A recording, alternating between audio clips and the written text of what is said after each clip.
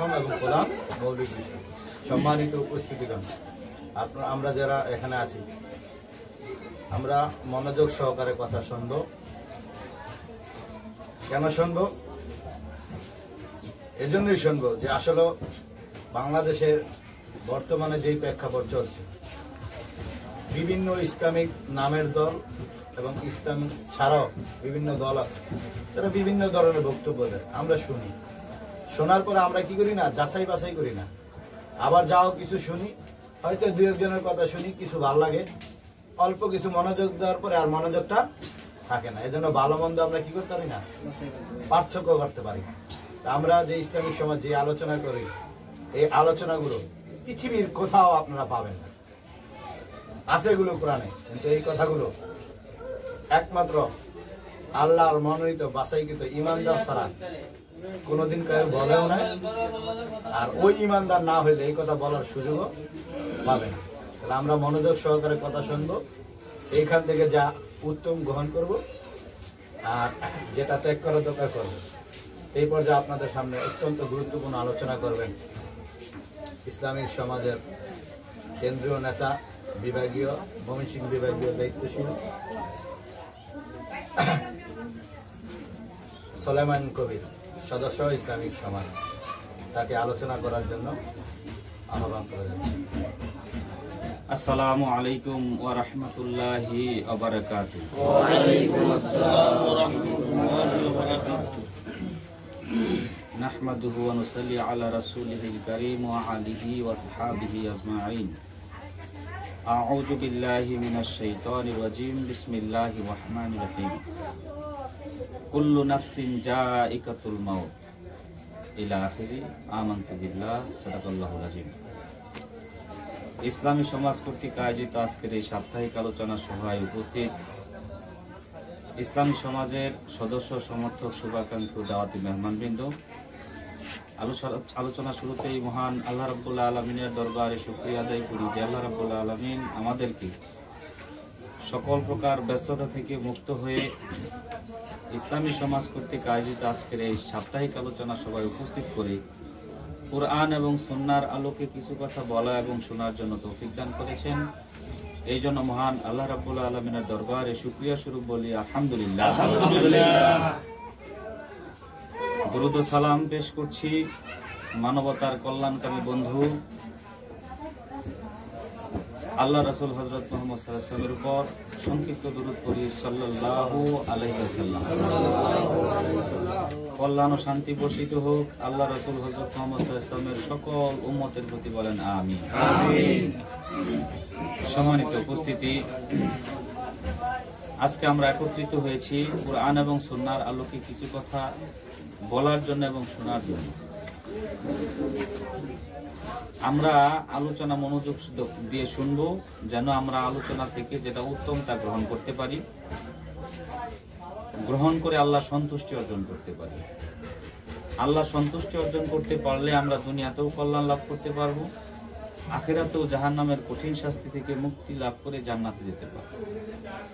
আল্লাহ আমাদেরকে দুনিয়ায় কল্যাণ, আখিরাতে মুক্তির জন্য কোরআন এবং সুন্নাহর আলোকে যথাযথ বিষয়গুলো বুঝে এই বিষয়ের উপর প্রতিষ্ঠিত হওয়ার যোগ্যতা, তৌফিক আল্লাহ রাব্বুল আলামিন আমাদের দান করুন, বলেন আমিন।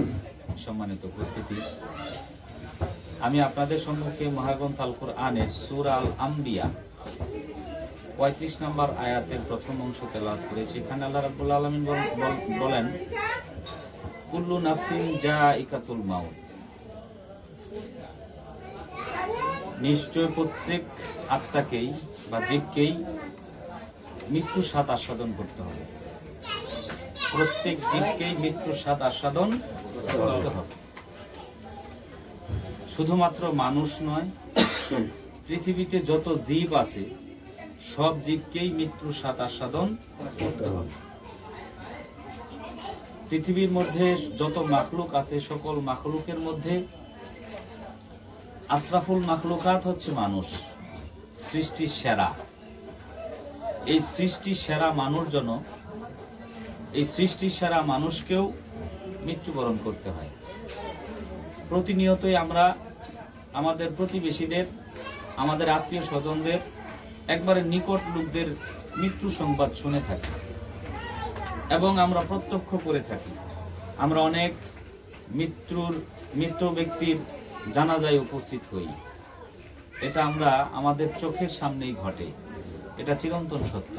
মৃত্যুবরণ আমাদের করতেই হবে, মৃত্যুবরণ করতেই হবে। এবং মৃত্যু বরণের আগে দুনিয়ার জীবন শেষ, আখিরাতের জীবনের যে সূচনা, দুনিয়ার জীবন শেষ, আখিরাতের জীবনের সূচনার যে মাঝখানের টাইমটা, এই টাইমটা অতিক্রম আমাদের সবাইকেই করতে হবে নাকি? দুনিয়ার জীবন শেষ, আখিরাতের জীবনের শুরু, এই যে টাইমটা, অর্থাৎ মৃত্যু একেবারে সন্নিকটে যখন আসে, একটু পরেই আমার জানটা কবজ হয়ে যাবে। আমাদের এলাকায় এটাকে বলে মৃত্যুর গড়গড়ানি ওঠে, মৃত্যুর গড়গড়ানি ওঠে, চলে যাবে এমন টাইম। হাদিসে কুদসি একটা হাদিস, যে হাদিসে মৃত্যুর সময়, মৃত্যুর মানে দুনিয়ার জীবন শেষ, আখিরাতের জীবনের শুরুর যে সময়টা, এই সময়টার কিছু কাহিনী এই হাদিসে বর্ণিত হয়েছে। আল্লাহ রাসূল হযরত মুহাম্মদ সাল্লাল্লাহু আলাইহি ওয়াসাল্লাম বলেছেন, এটা হাদিসটা বর্ণিত হয়েছে রাসূলের সাহাবী বারা ইবনে আজিব রাদিয়াল্লাহু তাআলা আনহু এই হাদিসটা বর্ণনা করেছেন। তিনি বলেন, আমরা একটা আল্লাহ রাসূল সহ আমরা এক আনসার সাহাবীর জানাজায় উপস্থিত হলাম। উপস্থিত হয়ে দেখি ওই সাহাবীর কবর খোঁড়া এখনো সমাপ্ত হয়নি। এই জন্য তিনি বসে গেলেন। তিনি কি আল্লাহ রাসূল বসে গেলেন, আমরাও ওনার চতুর সাইডে বসে গেলাম। ওনার হাতে ছিল একটা লাকড়ি, খড়ি দিয়ে দাগ কাটলেন, 3টা দাগ কাটলেন এবং বললেন, কবরের আযাব থেকে তোমরা আল্লাহর কাছে পানাহ চাও, কবরের আযাব থেকে তোমরা আল্লাহর কাছে পানাহ চাও, কবরের আযাব থেকে আল্লাহর কাছে তোমরা পানাহ চাও। এই কথা বলার পর তিনি বললেন, তোমরা কি জানো, যখন কোনো মুমিন ব্যক্তির, ইমানদার ব্যক্তির দুনিয়ার জীবন শেষ, আখিরাতের জীবনের শুরুর সময়টা আসে, তখন আকাশ থেকে সুন্দর সুশ্রী আকৃতির কিছু ফেরেশতা, যাদেরকে দেখলেই মন ভরে যায় এমন চেহারার কিছু ফেরেশতা, মখমলের কাপড়ের মধ্যে সুগন্ধি মাখিয়ে এই মৃত পদযাত্রী ব্যক্তির চতুর সাইডে বসে যায়। বসে এই মৃত পদযাত্রী ব্যক্তি, তার দৃষ্টি যতটুক যায় এই সুন্দর সুশ্রী আকৃতির ফেরেশতাদেরকে দেখতে পায়। কিছুক্ষণ পরেই তার মাথার কাছে এসে দাঁড়ায় মালাকুল মউত। সে তো মরে নাই, দুনিয়ার জীবন শেষ, আখিরাতের জীবনের শুরুর টাইম তো এটা। মালাকুল মউত আসেন, আসার পর এই লোকটাকে ডাক দেয়, হে পবিত্র আত্মা, আল্লাহর সন্তুষ্টি এবং ক্ষমার দিকে বের হয়ে আসো। এই আত্মাটা অতীব সহজে তার দেহ থেকে বের হয়ে আসে, যেমন কলস থেকে পানি বের হয়ে যায়, একটু ধাক্কা দিয়ে ফেলে দিলে কলস থেকে যেমন পানি অতি সহজে বের হয়ে যায়, ওরকম ভাবে আত্মাটা বের হয়ে আসে। এরপরে বললেন, যদি কোনো কাফের মুশরিক ব্যক্তির মৃত্যু সন্নিকটে আসে, দুনিয়ার জীবন শেষ, আখিরাতের জীবনের শুরু, এই টাইমটা আসে, তখন আকাশ থেকে কিছু ভীৎস ভয়ঙ্কর চেহারার ফেরেশতা দুর্গন্ধযুক্ত চট নিয়ে তার চতুর সাইডে বসে যায়। এই শিরক এবং কুফরকারী ব্যক্তির দৃষ্টি যতটুক যায় তাদেরকে দেখতে পায়।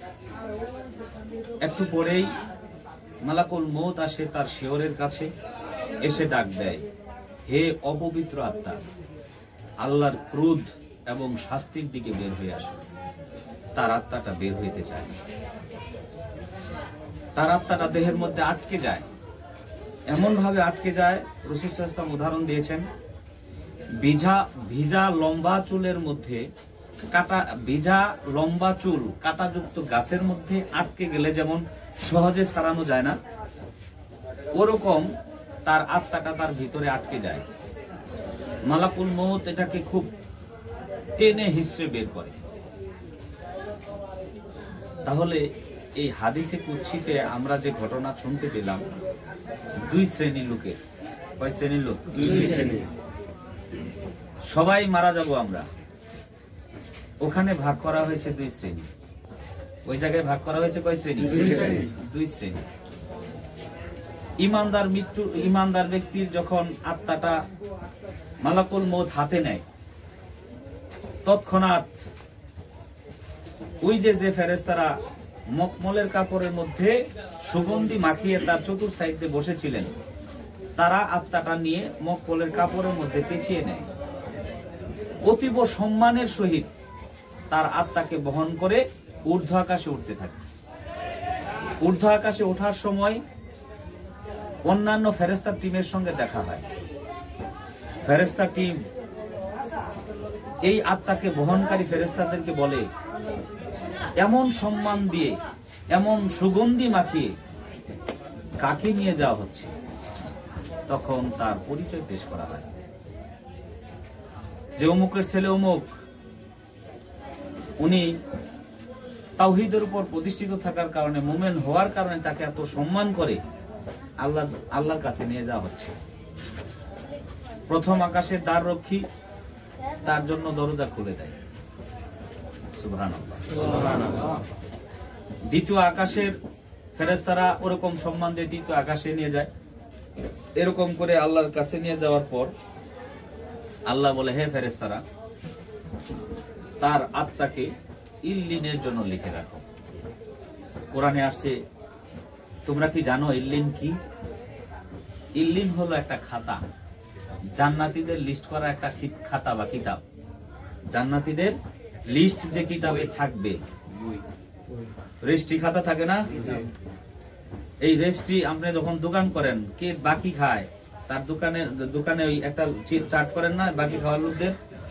তো আল্লাহ ইল্লিন নামের খাতার মধ্যে তাদের লিস্টটা লিখে রাখতে বলে।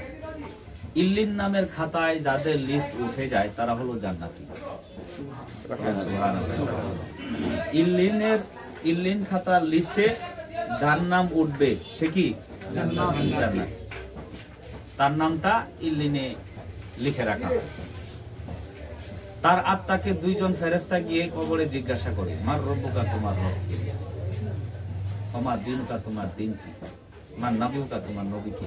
সে হাসতে হাসতে উত্তরটা দেয়, সঠিক উত্তরটা দেয়। আর আল্লাহ ডাক দিয়ে বলে, তার কবরকে প্রশস্ত করে দাও। তার কবরটা প্রশস্ত হয়ে যায় এবং বলে, তার নিচে জান্নাতের বিছানা বিছায় দাও, তাকে জান্নাতের পোশাক পরিয়ে দাও এবং জান্নাতের যত সুযোগ সুবিধাগুলো আছে তার কবরের সঙ্গে জান্নাতের লাইন করে দাও।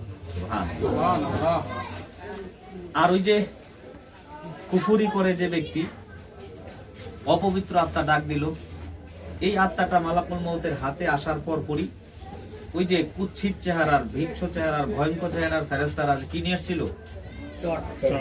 দুর্গন্ধযুক্ত চট নিয়ে এসেছিল। এই দুর্গন্ধযুক্ত চটের মধ্যে পেঁচিয়ে নেয়, পেঁচিয়ে ঊর্ধ্ব আকাশে উঠতে থাকে। তখন বিভিন্ন ফেরেশতা টিমের সঙ্গে দেখা হয় এবং নাক ছিটকিয়ে তারা দূরে সরে যায় এবং জিজ্ঞাসা করে, কাকে নিয়ে যাওয়া হচ্ছে এত সম্মান করে, এত দুর্গন্ধ মাখিয়ে? তখন তার পরিচয় পেশ করা হয়। আর সকল ফেরেশতারা তার জন্য অভিসম্পাদ করতে থাকে, বরদোয়া করে থাকে। প্রথম আকাশের দরজাও তার জন্য খোলা হয় না। আল্লাহ আকাশ থেকে ডাক দিয়ে বলেন, হে ফেরেশতা, তার আত্মাকে সিজ্জিনের জন্য লিখে রাখো। সিজ্জিন কি? জাহান্নামীদের লিস্ট করার খাতা। এটা আমি কি বলছি? এটা হলো হাদিসে কুদসির ঘটনা। হাদিসে কুদসিতে রাসূল এই ঘটনাটা বলেছেন। এটা কোনো বইয়ে লেখা গল্প কাহিনী নয়, এটা হাদিসে কুদসি। এই হাদিসে কুদসির মধ্যে ৬৬ নাম্বার হাদিস। এখানে এই বিষয়টা সুস্পষ্ট হয়ে এসেছে। তাকে গিয়ে যখন দুইজন সম্মানিত ফেরেশতা প্রশ্ন করে, তিনটা সঠিক উত্তর দিতে পারে না।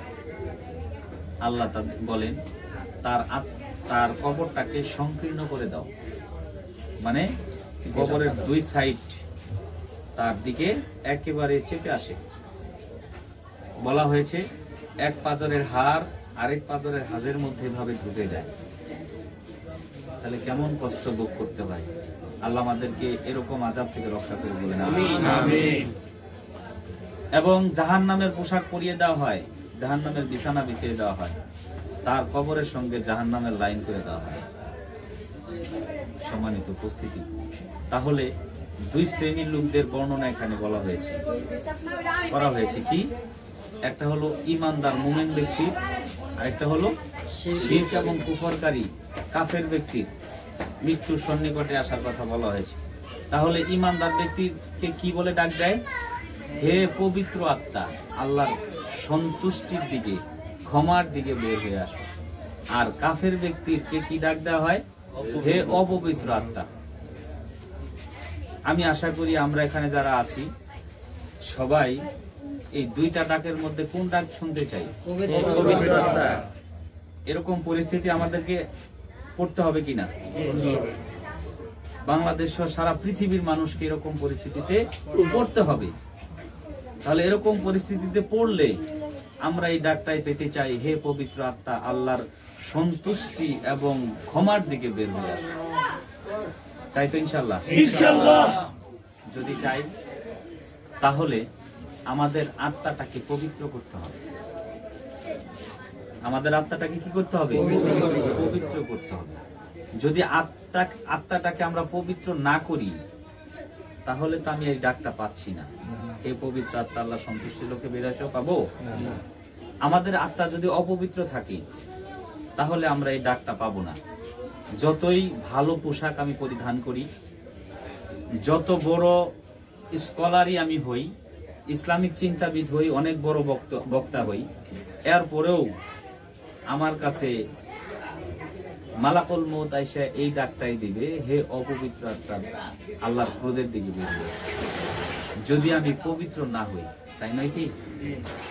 তাহলে আমাদেরকে পবিত্র হওয়া প্রয়োজন। তাহলে পবিত্র হব আমরা কিভাবে? আমরা যদি জানতে পারি অপবিত্র হয় কিভাবে, কি করলে মানুষ অপবিত্র হয়, কি করলে মানুষ পবিত্র হয়, এই বিষয়টা জানতে পারলেই আমরা পবিত্রতা অর্জন করতে পারবো, তাই না? তাহলে আমরা দেখি আল্লাহ রাব্বুল আলামিন কাকে অপবিত্র বলেছেন আর ওই ব্যক্তিটা কেন অপবিত্র হয়েছেন। তাহলে তো আমরা বুঝতে পারবো। জি অবশ্যই। কারণ আমরা মানুষ, আরেকজন মানুষের সঙ্গে যদি আমরা তুলনা করি তাহলে আমাদেরকে নির্ণয় করতে পারবো যে আমরা পবিত্র না অপবিত্র নাকি। যদি আমাদের জীবনটা, আমাদের অবস্থাটা অপবিত্র ব্যক্তির সঙ্গে মিলে যায়, আল্লাহর বর্ণিত অপবিত্র ব্যক্তির সঙ্গে মিলে যায়, তাহলে আমি অপবিত্র। আর যদি পবিত্র ব্যক্তির সঙ্গে মিলে যায়, শার্ট প্যান্ট নিয়েও তো আমি পবিত্র। আর যদি অপবিত্র ব্যক্তির সঙ্গে আমার জীবন ইতিহাস বনে যায়, আমার ঘটনা বনে যায়, তাহলে আমি পাঞ্জাবি পায়জামা আল আজহার বিশ্ববিদ্যালয় থেকে ডিগ্রি নেওয়ার পরেও আমি অপবিত্র। কি বলেন? সম্মানিত উপস্থিতি, তাহলে আমরা দেখি সূরা নাজিয়াতে আল্লাহ রাব্বুল আলামিন হযরত মূসা আলাইহিস সালামকে বলেছেন, ইজহাব ইলা ফিরআউনা ইন্নাহু তাগা। হে মূসা, তুমি ফেরাউনের কাছে যাও, নিশ্চয়ই সে তাগুত হয়ে গেছে। ফাকুল হাল্লাকা ইলান তাজাক্কা। তুমি তাকে গিয়া জিজ্ঞাসা করো, তুমি কি পবিত্রতা অর্জন করতে ইচ্ছুক? এই কথা থেকে কি বোঝা যায়? ফেরাউন কি ছিল? অপবিত্র।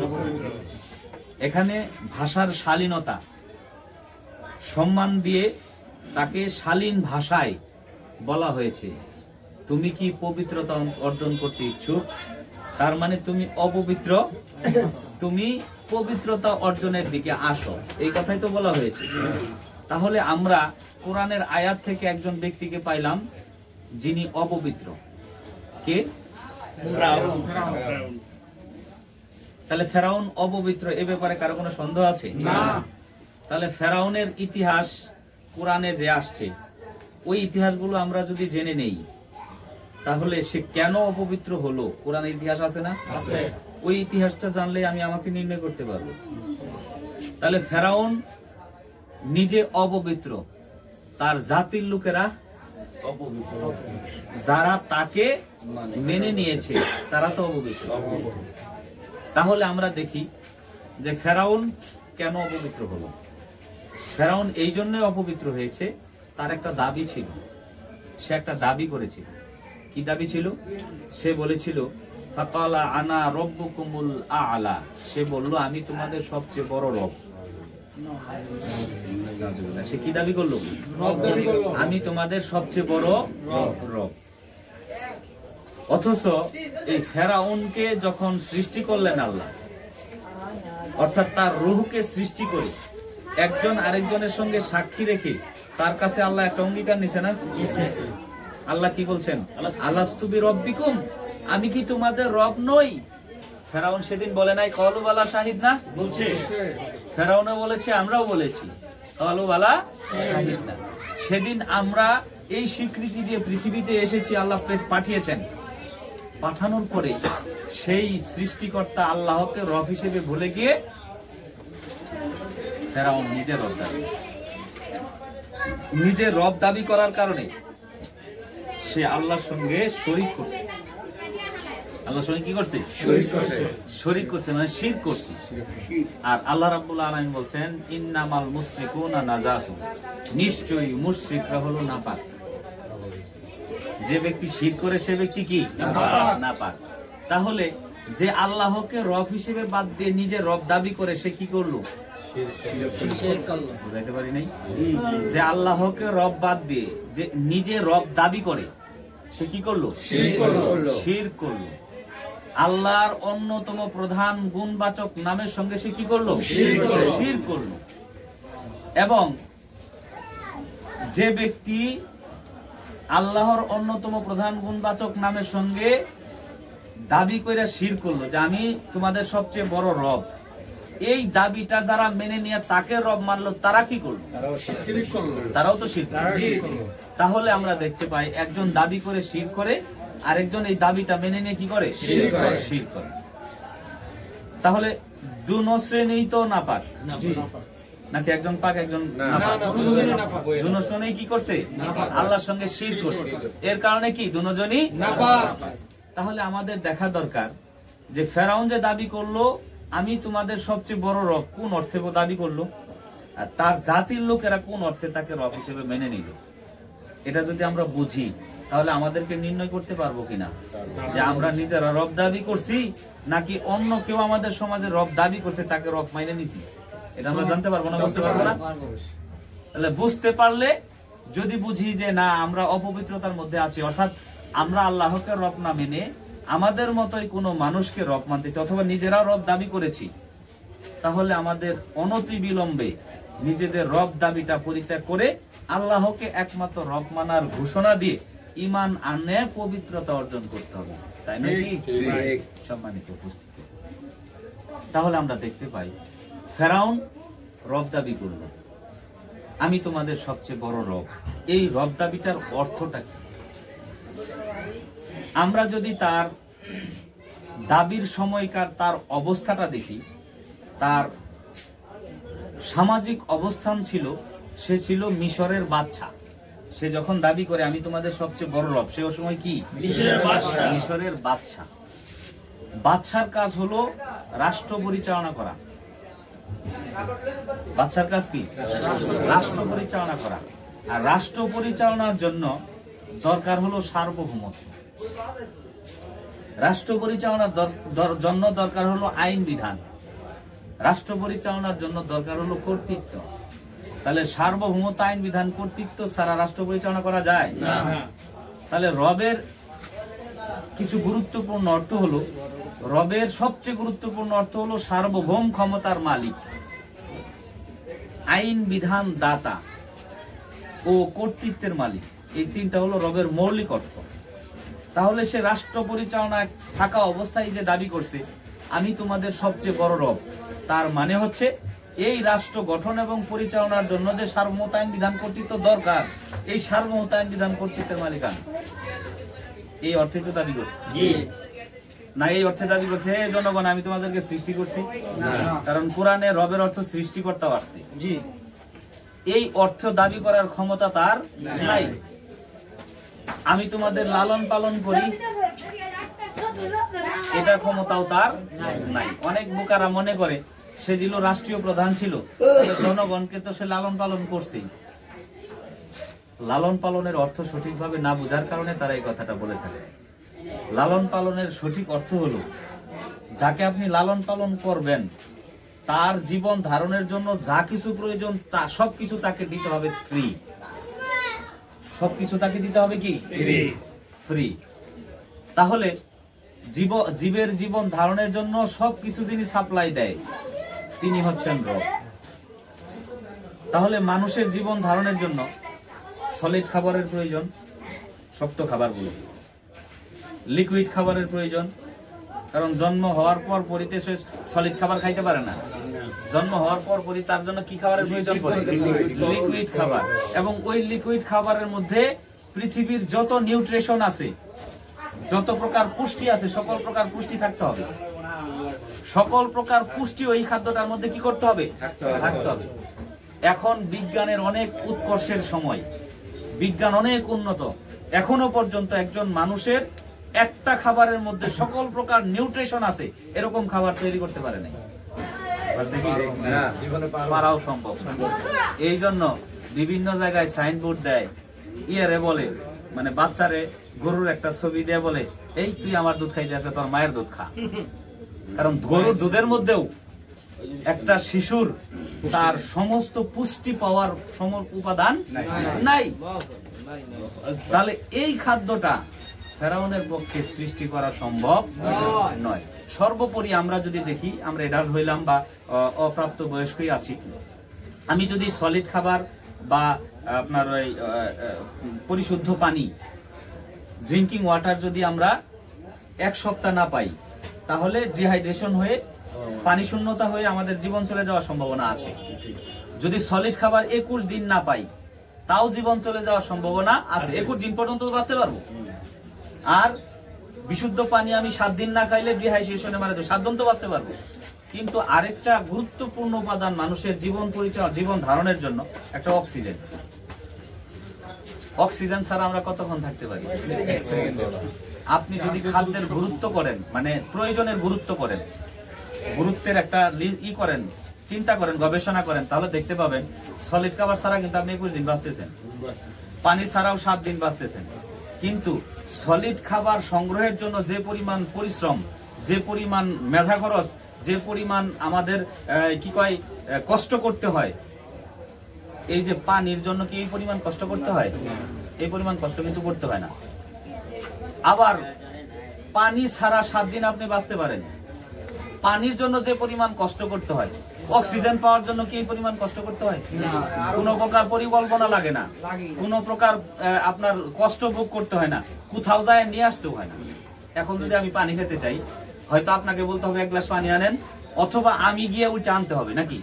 কিন্তু অক্সিজেন কি কাউকে বইলে আমরা আনি না? অটো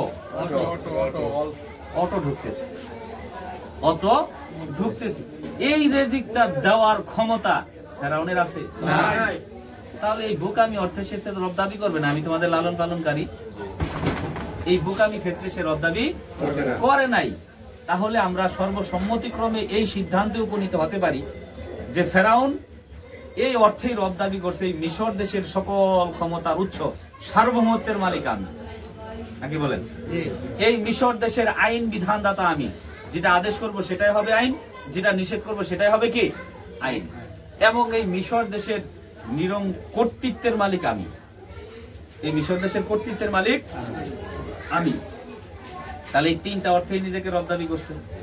এই 3টা অর্থে নিজেকে রব দাবি করার কারণে সে অপবিত্র। আর তার জাতির লোকেরা তাকে রব মানছে কয়টা অর্থে? 3টা অর্থেই তো মানছে। তাহলে এই 3টা অর্থে তার জাতির লোকেরা তাকে রব মানার কারণে সে কি? তার জাতির লোকেরাও যারা তাকে রব মানছে তারা অপবিত্র। অন্যদিকে আমরা দেখতে পাই মুসা আলাইহিস সালাম বলতেছেন যে আল্লাহ আমাদের একমাত্র রব, রব্বুন আল্লাহ, আল্লাহ আমাদের কি একমাত্র রব। তাহলে তিনি আল্লাহকে একমাত্র রব মেনেছেন। মুসা আলাইহিস সালামের অনুসারী যারা ছিলেন তারাও জীবনের সকল ক্ষেত্রে আল্লাহকে একমাত্র কি মানছেন? রব মানেছেন। তাহলে তারা হলো পবিত্র। তারা হলো কি? পবিত্র। তাহলে পবিত্রকে অপবিত্রকে ধরতে পারলাম। এখন আমরা এটা থিওরি, এটা কি থিওরি, আমরা এটাকে আমাদের সমাজে প্রয়োগ করি। আমরা সমাজে প্রয়োগ করে দেখি, আমরা মুসা আলাইহিস সালামের যে রব মানা, তার জাতির লোকদেরকে যে রব মানা, ওই রব মানার মধ্যে আছি না ফেরাউন যে রব দাবি করছে ওই রব মানার মধ্যে আছে? এটা যাচাই করা দরকার না? তাহলে আমরা আমাদের সমাজে এটাকে প্রয়োগ করি।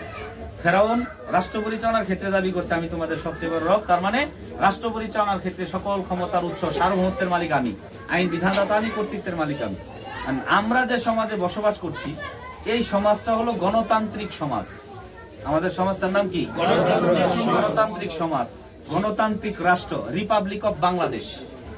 বাংলাদেশের নাম কি? Republic of Bangladesh. এই রিপাবলিক অফ বাংলাদেশের একটা সংবিধান আছে না? কেমনি চলে? একটা সংবিধান আছে। এই সংবিধানের, এই কনস্টিটিউশনের 7ম অনুচ্ছেদের ক ধারায় বলা হয়েছে প্রজাতন্ত্রের সকল ক্ষমতার মালিক জনগণ। তাহলে এখানে রব কার উপর হয়েছে? জনগণকে বলা হয়েছে না রব?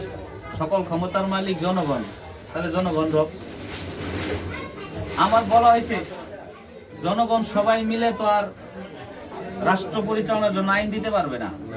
এই জন্য 5 বছর পর পর একটা অনুষ্ঠান হয়, নির্বাচন।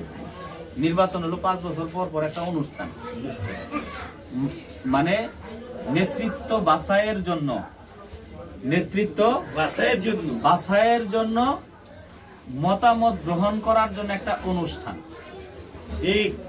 তাহলে এই অনুষ্ঠানে প্রতিনিধি বাছাই হয়। নির্বাচনে কি বাছাই হয়? প্রতিনিধি বাছাই হয়। যেহেতু সকল ক্ষমতার মালিক জনগণ, তাহলে এখানে প্রতিনিধি বাছাই হলো জনগণের প্রতিনিধি। কোন প্রতিনিধি বাছাই হয়?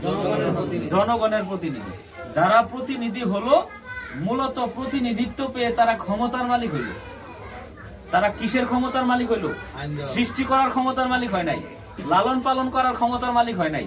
তারা সমাজ রাষ্ট্র গঠন এবং পরিচালনার জন্য আইন প্রণয়ন এবং প্রয়োগের ক্ষমতার মালিক হয়েছে। এই জন্য তারা সংসদে গিয়া আইন প্রণয়ন করে প্রয়োগ করে। সংসদে গিয়ে আইন প্রণয়ন করে কিনা? আইন প্রণয়ন করে তাদের মন মতো।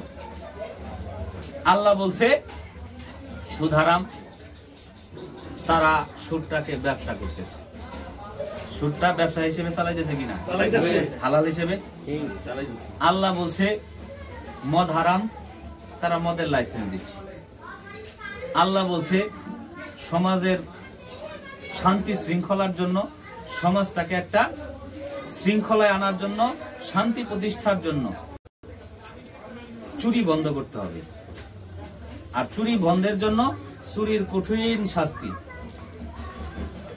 যদি চোর স্বভাবে চুরি না করে অভাবে চুরি করে, তাহলে রাষ্ট্রের দায়িত্ব হলো তার অভাব পূরণ করে দেওয়া। অভাব পূরণ করার পরেও যদি চুরি করে, ইসলামিক আইন অনুযায়ী জনসম্মুখে, শুধু নিরিবিলিতে হাত কেটে দিলে হবে না, কারণ নিরিবিলিতে হাত কেটে দিলে চুর বন্ধ হইতো না। এই হাত কাটার আইনটা মূলত চুরি বন্ধ করার জন্য আইন। কেউ যেন চুরি করার সাহস না পায়, এই জন্য কি করতে হবে? হাত কেটে দিতে হবে। কিন্তু সকল ক্ষমতার মালিক যখন জনগণ, তখন চুরির হাত না গাইটা, চুরির কঠোর শাস্তি প্রয়োগ না কইরা সিসকা চুরদেরকে মুরগি চুরি করার জন্য 3 মাসের জেল দেয়, গরু চুরি করার জন্য 6 মাসের জেল দেয়। আর যারা কোটি কোটি টাকা চুরি করে প্রতি বছরে বছরে তাদেরকে একটা প্রস্তাব দেয় কালো টাকা সাদা করার জন্য। প্রতিদিন প্রস্তাব হয়েছে জানেন কিনা? কালো টাকা সাদা করার জন্য কি করা হয়? প্রস্তাব দেওয়া হয়। তার মানে কি? চোরকে রাষ্ট্রীয়ভাবে সম্মাননা দেওয়া একটা। কি চোরকে, তাও সিসকে চোর না, কিন্তু কালো টাকা সাদা করার জন্য প্রস্তাব কি সিসকে চোর দেয়? বড় বড় চোর যারা কোটি কোটি টাকা চুরি করছে, যদি কেউ 100 কোটি টাকা চুরি করে থাকে, মানে দুর্নীতি, চুরি মানে কি? দুর্নীতি করে থাকে, তাহলে সে 10 কোটি টাকা যদি সরকারি ফান্ডে জমা দেয় তাহলে 90 কোটি টাকা না নাকি 100 কোটি টাকার মধ্যে 90 কোটি টাকা তার কি তাহলে তাকে কি সম্মাননা দেওয়া হলো না? এখন 90 কোটি টাকা সে 90 কোটি টাকার মধ্যে টাকা খরচ করে ভালো দামের একটা গাড়ি কিনবে, মসজিদে কিছু দান সদকা করবে, একটা মাদ্রাসা বানাবে, 8-10 জন আলেম ওলামাদেরকে সে কি করবে, সেখানে কর্মসংস্থানের ব্যবস্থা করবে। এলাকায় যখন ওয়াজ মাহফিল হবে তখন সে 1 লাখ 2 লাখ টাকা দিলে তার গায়ে লাগবো? এটা চুরি করার টাকা। এটা এখন তার চুরি বলতে পারতেছেন না, কারণ রাষ্ট্রীয়ভাবে তো বৈধতা দেওয়া হয়েছে। আপনি তাকে সেলুট দিবেন, আসসালামু আলাইকুম। এটা চলছে কিনা আমাদের সমাজ? কেন? এই সার্বভৌমত্ব আইন বিধান কর্তৃত্ব মানুষের থাকার কারণ। তাহলে আমাদের সমাজ রাষ্ট্র পরিচালনায় আইন বিধান কার? মানুষের। কর্তৃত্ব কার? মানুষের, মানে সরকারের। তাহলে সকল ক্ষমতার মালিক জনগণ, আইন বিধান সংসদের, কর্তৃত্ব সরকারের। এর ভিত্তিতে যে ব্যক্তি রাষ্ট্র পরিচালনা করছে, সমাজ পরিচালনা করছে, সে হলো সবচেয়ে বড় রব, আমাদের সমাজের সবচেয়ে বড় রব, দাবিদার। আর যারা তাদেরকে রব মাইনে নিছে তারাও অপবিত্রতার মধ্যে আছে। যে সবচেয়ে বড় রব সাইজে রয়েছে সেও অপবিত্রতার মধ্যে আছে। যদিও সে তাহাজ্জুদ নামাজ পড়ে, যদিও সে সকালে ফজর নামাজের আগে যায় নামাজ খুঁজে, যদিও সে কুরআন তেলাওয়াত করে, এরপরও তার অবস্থান কোথায়? অপবিত্রতার মধ্যে। এখন যদি আমরা মৃত্যুর সময়ও ডাকটা পেতে চাই, হে পবিত্র আত্মা, আল্লাহ সন্তুষ্টির লক্ষ্যে হয়ে আসো, তাহলে মানব রূপী যত রব আছে সকল রবদেরকে অস্বীকার অমান্য করতে হবে, অস্বীকার অমান্য করার ঘোষণা দিতে হবে। তাহলে আপনি পবিত্র হইলেন। নাকি অন্য কোন রাস্তা আছে?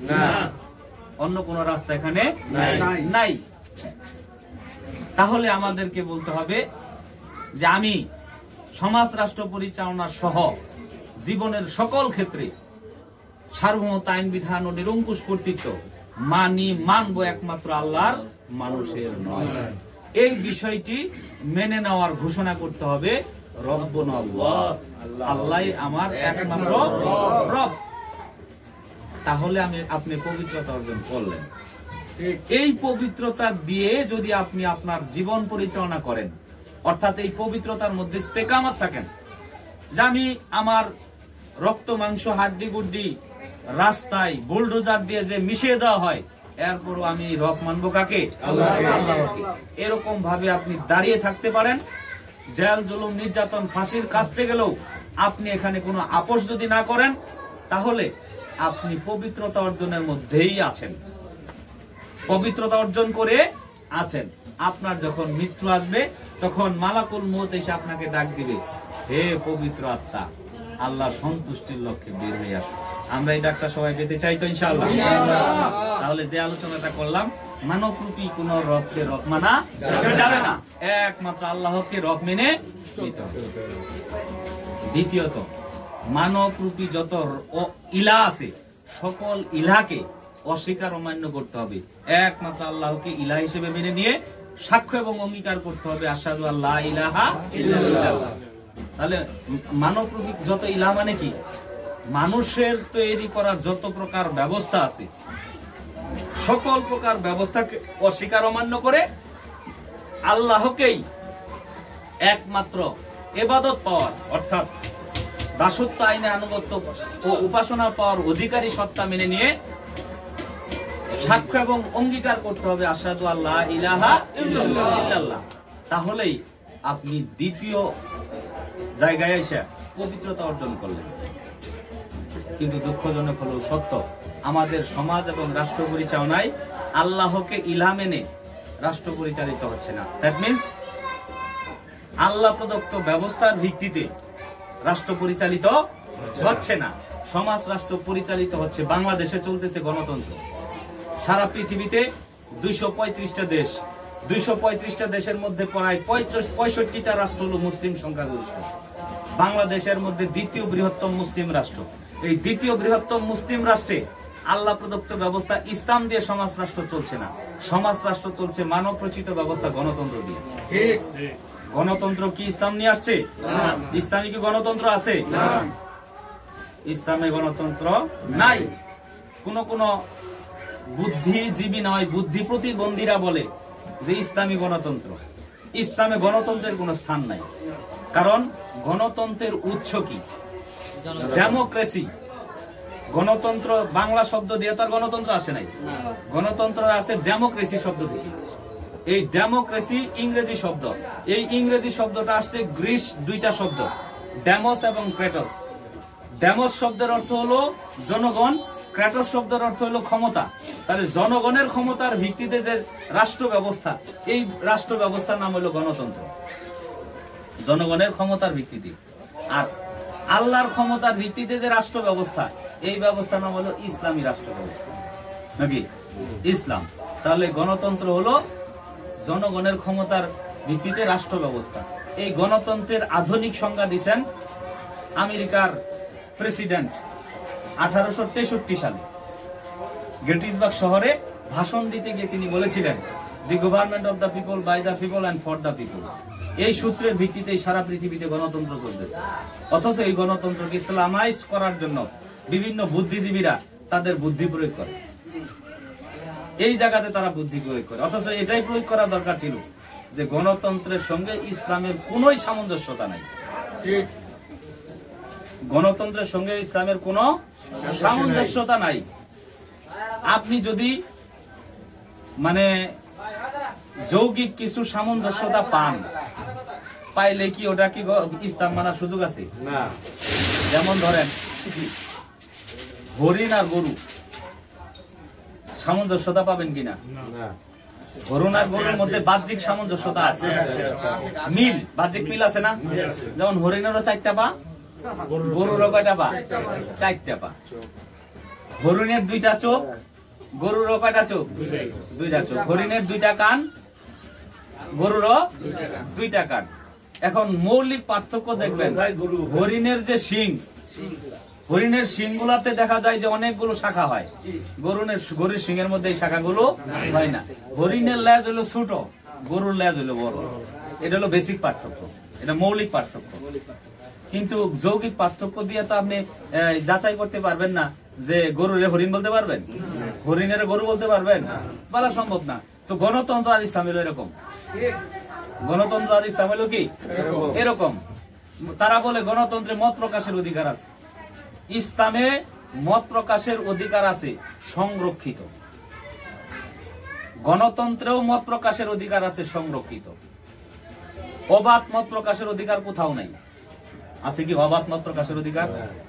অবাধ মত প্রকাশের অধিকার হলো আপনি যদি কোন গণতান্ত্রিক রাষ্ট্রের কোন প্রেসিডেন্টকে, প্রধানমন্ত্রীকে বিয়ে করার প্রস্তাব দেন, আপনি মত প্রকাশ করছেন, এটা কি আইনগত ভাবে সংগতিপূর্ণ? আপনি যদি আমার মন চাইছে আমি একজনের হত্যা করব, এরকম মত প্রকাশের কোন অধিকার আছে? নাই।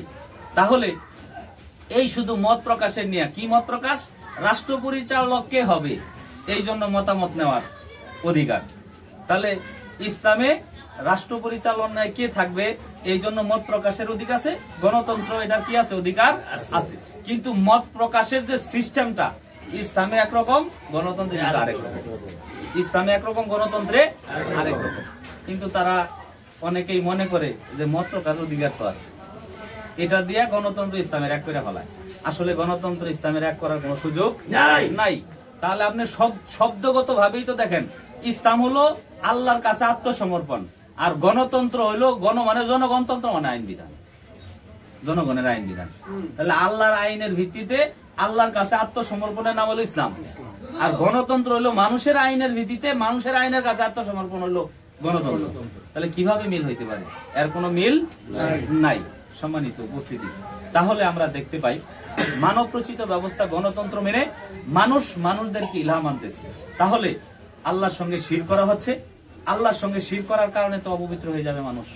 এই জন্য আমরা যদি পবিত্রতা অর্জন করতে চাই, তাহলে দ্বিতীয়ত মানবরূপী যত ইলা আছে সকল ইলাকে অস্বীকার অমান্য করতে হবে। বলতো আমি মানুষের দাসত্ব, মানব রচিত ব্যবস্থার আনুগত্য, উপাসনা গায়রুল্লাহ করি না, করবই না। আমি দাসত্ব আনুগত্য উপাসনা করবো একমাত্র আল্লাহ। আশহাদু আল্লা ইলাহা ইল্লাল্লাহ। তৃতীয়ত, আল্লাহ রাসূল হযরত মুহাম্মদ সাল্লাল্লাহু আলাইহি ওয়াসাল্লামের শর্তহীন আনুগত্য অনুকরণ করলে রাসূল সাল্লাল্লাহু আলাইহি ওয়াসাল্লামের ইতাআতে তাওহীদ হয়। কিন্তু মানব রচিত ব্যবস্থার ভিত্তিতে মানুষের আইন দিয়ে যারা নেতৃত্ব দেয়, এরকম নেতাদেরকে যদি আপনি নেতা হিসেবে মেনে নেন, তাহলে রাসূলের ইতাআতে হয় শিরক। তাহলে রাসূলের ইতাআতে শিরক হলে আশহাদু আন্না মুহাম্মাদ রাসূলুল্লাহ আর থাকে না। তাহলে পবিত্রতা অর্জনের জন্য এটাও একটা গুরুত্বপূর্ণ বিষয় যে আমি মানব রচিত ব্যবস্থার ভিত্তিতে যত নেতা আছে সমাজ এবং রাষ্ট্র পরিচালনা সহ কোন জায়গায় আমি তাদের নেতৃত্ব মানি না, মানবই না। আমি শর্তহীন আনুগত্য অনুকরণ করবো একমাত্র আল্লাহ রাসূল হযরত মুহাম্মদ সাল্লাল্লাহু আলাইহি ওয়াসাল্লাম। এর সাক্ষ্য এবং অঙ্গীকার করতে হবে আশহাদু আন্না মুহাম্মাদার রাসূলুল্লাহ। তাহলে হইলেন আপনি পবিত্র। এই পবিত্রতার ভিত্তিতে আমাদের জীবন পরিচালনা করতে হবে। এই পবিত্রতার মধ্যে থাকলে অপবিত্রতায় যারা বিশ্বাসী, যারা অপবিত্র হয়ে রয়েছে, তারা আপনাকে এখানে থাকতে দিবে না খুব আরামে। তারা এখানে আপনাকে কি খুব আরামে কি করবে না, থাকতে দিবে না। তারা এখান থেকে সরানোর জন্য বিভিন্ন পদক্ষেপ নিবে। আর এই পদক্ষেপগুলো মোকাবেলা করা হলো আপনার ঈমানের জন্য পরীক্ষা। ঈমানের জন্য কি পরীক্ষা। এই বিষয়গুলো আমাদেরকে মোকাবেলা করে এগিয়ে যেতে হবে। আমরা ইসলামী সমাজ সকল প্রকার নাশকতা, সকল প্রকার উগ্রতা এবং সকল প্রকার অন্যায়ের বিরুদ্ধে। ইসলামী সমাজ কোন প্রকার মানুষের ক্ষতি হয় এমন কোন কর্মসূচির মধ্যে নাই। ইসলামী সমাজ মানুষের স্বাভাবিক জীবনযাত্রার ব্যাঘাত ঘটে এমন কোন কর্মসূচি দেয় না। ইসলামী সমাজ লোকদেরকে পবিত্রতা অর্জনের দিকে দাওয়াত দিচ্ছে, যেন সে দুনিয়ার জীবনে কল্যাণ লাভ করতে পারে, আখিরাতের জীবনে কবরের 3টা প্রশ্নের উত্তর যথাযথভাবে দিয়ে জাহান্নামের কঠিন শাস্তি থেকে মুক্তি পেয়ে জান্নাতে যেতে পারে। এই জন্য ইসলামী সমাজ বাংলাদেশ সহ সারা বিশ্বে দাওয়াতি আন্দোলন চালিয়ে যাচ্ছে। এই দাওয়াতি আন্দোলন করতে গিয়ে, এই দাওয়াতি আন্দোলনের অংশ হিসেবে আমাদের ঢাকা বিভাগীয় অঞ্চলের সম্মানিত দায়িত্বশীল জনাব ইউসুফ আলী ভাই, একের দায়িত্বশীল জনাব ইউসুফ আলী ভাই বরিশাল সফরে গিয়েছিলেন। বরিশাল অফিসে লোকদেরকে এই মহাসত্যের দিকে আনার জন্য সমাজে উচ্ছৃঙ্খলতা, সমাজে উগ্রতা, জঙ্গি তৎপরতা, দুর্নীতি, সন্ত্রাস এবং সকল প্রকার অন্যায়ের বিরুদ্ধে লোকদেরকে জাগরণ করার জন্য, আল্লাহর সার্বভৌমত্বের ভিত্তিতে লোকদেরকে ঐক্যবদ্ধ করার জন্য তিনি সেখানে দাওয়াতি কাজ করতে গেছেন। কোন প্রকার নাশকতা করার জন্য তিনি যান নাই। কিন্তু কিছু দুষ্কৃতিকারীদের উস্কানিতে, কিছু দুষ্কৃতিকারীদের তথ্যে আমাদের বাংলাদেশের প্রশাসনের ভাইয়েরা উনাকে গ্রেফতার করেছেন এবং অভিযোগ দিয়েছেন উনি নাশকতামূলক কোন কার্যক্রমের সঙ্গে জড়িত আছে কিনা সন্দেহ হয়। আমরা ইসলামী সমাজের পক্ষ থেকে দৃঢ়ভাবে বলতে চাই, ইসলামী সমাজের সদস্য বিভাগ ঢাকা বিভাগীয় অঞ্চল 1-এর দায়িত্বশীল জনাব ইউসুফ আলী ভাই, দ্বিতীয় ইসলামী সমাজ ঢাকা বিভাগীয় অঞ্চল 2-এর দায়িত্বশীল জনাব মোহাম্মদ ইয়াসিন সাহেব এবং বরিশাল বিভাগের সম্মানিত দায়িত্বশীল জনাব আবু বকর সাহেব সহ যারা ইতিমধ্যেই বরিশাল কোতোয়ালি থানায় গ্রেফতার হয়েছেন এবং যাদেরকে জেল হাজতে প্রেরণ করা হয়েছে, তারা কোন প্রকার নাশকতার সঙ্গে জড়িত নয়। সকল প্রকার নাশকতার বিরুদ্ধে ইসলামী সমাজ। ঠিক। সুতরাং আমি আমাদের আইন শৃঙ্খলা রক্ষাকারী বাহিনীদেরকে বলবো, আপনারা সঠিক তদন্তের মাধ্যমে আপনারা নির্ণয় করেন ইসলামী সমাজ কোন নাশকতার মধ্যে নাই। ইসলামী সমাজ মানবতার কল্যাণে কাজ করে যাচ্ছে। সুতরাং তাদের বিরুদ্ধে কোনো নাশকতার প্রমাণ পাওয়া যায় নাই বিধায় তাদেরকে অব্যাহতি চেয়ে আপনারা আবেদন করেন বিচারকের কাছে। আমরা এই দাবি জানাচ্ছি। সম্মানিত উপস্থিতি, আপনাদেরকে আমি এই কথাটাই বলতে চাই, আসুন আমরা মানবতার কল্যাণে কাজ করি। শুধু মুসলিমদের কল্যাণে নয়, শুধু দেশীয় লোকদের কল্যাণে নয়, সারা পৃথিবীতে মানুষের কল্যাণে আমাদের কাজ করতে হবে। সকল প্রকার অন্যায়ের বিরুদ্ধে আমাদের গর্জে উঠতে হবে। ইসলামী সমাজ এটাই করছে। ইসলামী সমাজের আমিরের নেতৃত্বে জেল জুলুম নির্যাতন যতই আসুক, আমরা মানবতার কল্যাণের কাছ থেকে এক চুল পরিমাণ পিছনে হটব না। আমরা আমাদের কর্মসূচি দিয়েই যাব, কারণ আমরা মানুষের কোনো ক্ষতি হয় এমন কোনো কাজ আমরা করি না। আমরা যদি 1000 লোক নিয়েও কোনো আপনার রাস্তায় মিছিল করি, তাহলে রাস্তার গাড়ি বন্ধ হয় না। অথচ যারা মানবতার কথা বলে তারা 10 জন লোক নিয়ে মিছিলে দাঁড়ায় পুরা রাস্তা বন্ধ করে দেয়, মানুষ অশান্তিতে থাকে। মানুষ কি করে, একটা জনজীবনে একটা বিঘ্ন সৃষ্টি করে ফেলে, যানজটের সৃষ্টি করার মাধ্যমে জনজীবনে একটা বিঘ্নতার সৃষ্টি করে ফেলে। অথচ ইসলামী সমাজ 1000 লোক নিয়ে মিছিল করলেও সেখানে গাড়ি বন্ধ হয় না। গাড়ির রাস্তা রাইখা আমরা মানুষকে বুঝাই যে আমরা মানবতার পক্ষে আছি, আপনারা মানবতার পক্ষে ঐক্যবদ্ধ হন, ন্যায়ের পক্ষে ঐক্যবদ্ধ হন, ইসলামের পক্ষে ঐক্যবদ্ধ হন, রাসূলের আদর্শ ঐক্যবদ্ধ হন। আমরা বাংলাদেশ ও সারা বিশ্বের লোকদেরকে আহ্বান জানিয়ে আমি আমার আলোচনা এখানে শেষ করতে চাচ্ছি। আসুন আমরা অপবিত্রতার যে বিষয়, সার্বভৌমত্ব আইন বিধান কর্তৃত্ব মানুষের, এই বিষয়টা ত্যাগ করে পবিত্রতা অর্জনের বিষয়, সার্বভৌমত্ব আইন বিধান ও নিরঙ্কুশ কর্তৃত্ব একমাত্র আল্লাহ, এই বিষয়টা গ্রহণ করে ঘোষণা দেই রব্বুন আল্লাহ। অপবিত্রতার বিষয়, দাসত্ব মানুষের, আনুগত্য মানব রচিত ব্যবস্থার, উপাসনা যার যার, এটাকে বাদ দিয়ে আমরা পবিত্রতার বিষয়, দাসত্ব আইনে আনুগত্য উপাসনা একমাত্র আল্লাহ, এই বিষয়টা গ্রহণ করার সাক্ষ্য এবং অঙ্গীকার দেই আশহাদু আল্লা ইলাহা ইল্লাল্লাহ। অপবিত্রতার বিষয়, মানব রচিত ব্যবস্থার ভিত্তিতে যারা নেতৃত্ব দিচ্ছে, এই সকল নেতাদের নেতৃত্ব মেনে নেওয়াটা হলো অপবিত্রতার বিষয়। এটাকে বাদ দিয়ে আমরা আমাদের জীবনের সকল ক্ষেত্রে শর্তহীন আনুগত্য অনুকরণ একমাত্র আল্লাহ রাসূল হযরত মুহাম্মদ সাল্লাল্লাহু আলাইহি ওয়াসাল্লামের, এই বিষয়টা মেনে নেওয়ার সাক্ষ্য এবং অঙ্গীকার করি আশহাদু আন্না মুহাম্মাদান রাসূলুল্লাহ। এই 3টা বিষয়ের ভিত্তিতে মানবতার কল্যাণ করার জন্য, মানুষের মৌলিক অধিকার আদায় এবং সংরক্ষণের জন্য, মানুষের জানের নিরাপত্তার জন্য, মালের নিরাপত্তার জন্য, ইজ্জতের নিরাপত্তার জন্য, লোকদেরকে ঐক্যবদ্ধ করার জন্য যিনি ইমারতের দায়িত্ব পালন করছেন, ইসলামী সমাজের আমির হযরত সৈয়দ হুমায়ুন কবির, উনার আনুগত্যের অধীনে এসে আমরা মানবতার কল্যাণে নিজেকে বিলিয়ে দিই, তাহলে আল্লাহ আমাদের উপর সন্তুষ্ট হবে। আর আল্লাহ সন্তুষ্ট হলেই আমরা দুনিয়ার জীবনে কল্যাণ পাবো, আখিরাতের জীবনে জাহান্নামের কঠিন শাস্তি থেকে মুক্তি পেয়ে জান্নাতে যেতে পারবো। আল্লাহ রাব্বুল আলামিন আমাদেরকে এই বিষয়গুলো যথাযথভাবে গ্রহণ করে বুঝে এই বিষয়ের উপর প্রতিষ্ঠিত থেকে আমাদের দুনিয়ার জীবনে কল্যাণ এবং আখিরাতের জীবনে মুক্তির পথে পরিচালিত হওয়ার যোগ্যতা এবং তৌফিক দান করুক, বলেন আমিন। এই বলেই আমি আমার আলোচনা শেষ করছি। ওমা আলাইনা ইল্লাল বালাগ। আসসালামু আলাইকুম ওয়া রাহমাতুল্লাহ।